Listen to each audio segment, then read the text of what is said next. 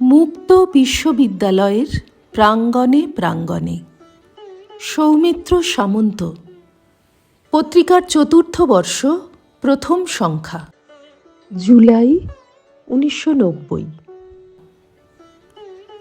তীরের নির্দেশ, ডান দিকে এগিয়ে চলুন। আপাতত আমার গন্তব্য গুরুদাসপুর, পাঞ্জাবের অন্যতম নগর। ন্যাশনাল হাইওয়ে ধরে ছুটে চলেছি।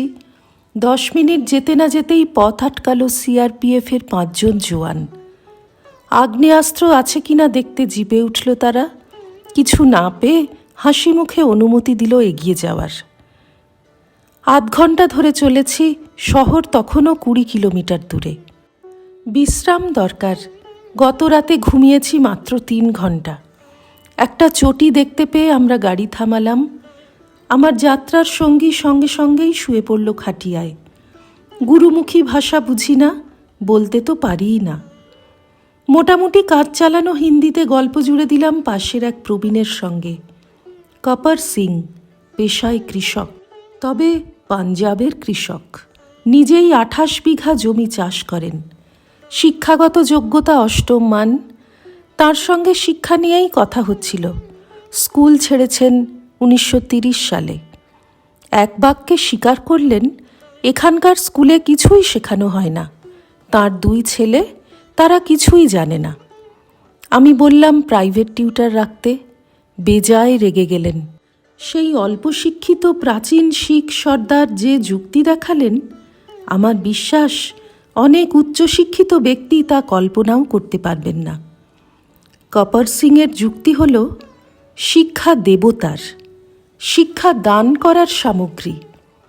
সেকেন্দার দেশ ধ্বংস করেই শান্তি পায়নি, সঙ্গে এনেছিল এক নতুন ব্যবসা, পয়সার বিনিময়ে শিক্ষা।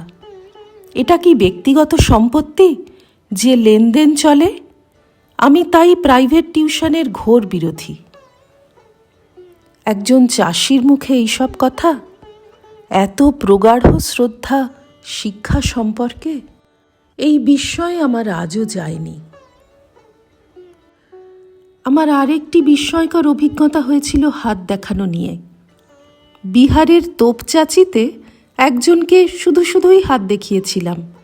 তার না আছে কোনো বই, না আছে লেন্স, অথবা কলকাতা ফুটপাথের সেই খাঁচাবন্দি টিয়া পাখি। চায়ের দোকানে বসে চা খাচ্ছিল। নাম নরবীর। আলাপ করে জানলাম নিজের ক্ষেত নেই, অন্যের জমিতে চাষ করে। বয়স 28।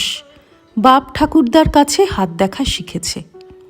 আমি উঠে আসছিলাম, শেষ কথাগুলো ছুঁড়ে দিলাম, ভাগ্য তো গ্রহদের উপর নির্ভর করে। সে বসে বসেই উত্তর দিল, গ্রিকগুলো দেশটাকে শেষ করে দিল। পাটনাগামী বাসে বসে ভাবছিলাম, গ্রিকগুলো দেশটাকে শেষ করে দিল, এই মন্তব্যের সঙ্গে হাত দেখার সম্পর্ক কি? আবার একসময় ভুলেও গেলাম। প্রায় 1 বছর পর ঘরে বসে ক্ষিতিমোহন সেনের ভারতের সংস্কৃতি বইটা পড়ছি। 31 নম্বর পাতায় সেনমশাই পরিষ্কার করে বলছেন, আমাদের পুরাণে দেখা যায় মানুষের ব্যক্তিগত জীবনের উপর গ্রহাদির বা দেবতাদের কোনো প্রভুত্ব নেই। মানুষের জীবনে ফলাফল নির্ভর করে তার কর্মের উপর। কিন্তু গ্রিক মত হল গ্রহাদি মানুষকে নিয়ন্ত্রণ করে। আমার মনে ভেসে উঠল নরবীরের চাষাড়ে মুখটা। সে হয়তো এখন গম তুলতে ব্যস্ত। আমি শিখেছি, এদেশের গ্রামগুলো যেন এক একটা মুক্ত বিশ্ববিদ্যালয়। সময় করে বেরিয়ে পড়লেই হলো। অতি সাধারণ মানুষের কাছে এত যে অসাধারণ তথ্য পড়ে আছে, তা আমার জানা ছিল না। ভারতবর্ষকে দেখলাম নিজের চোখ দিয়ে, বইয়ের চোখে নয়, ছাপার অক্ষরে নয়। মাত্র কয়েকটি জায়গায় যেতে পেরেছি, তার মধ্যেই সন্ধান পেয়েছি আজও নীতিশাস্ত্র, ইতিহাস বা সংস্কৃতি সম্পর্কে এদেশের অতি সাধারণ মানুষের কত জ্ঞান। মনে পড়ল সেই আইরিশ প্রবাদটি, দেশকে যদি বুঝতে চাও সংসদে যেও না, দেশের প্রথা রীতি খুঁজতে গ্রামগুলির দিকে যেও। শ্রী রামকৃষ্ণার্পণমস্তু।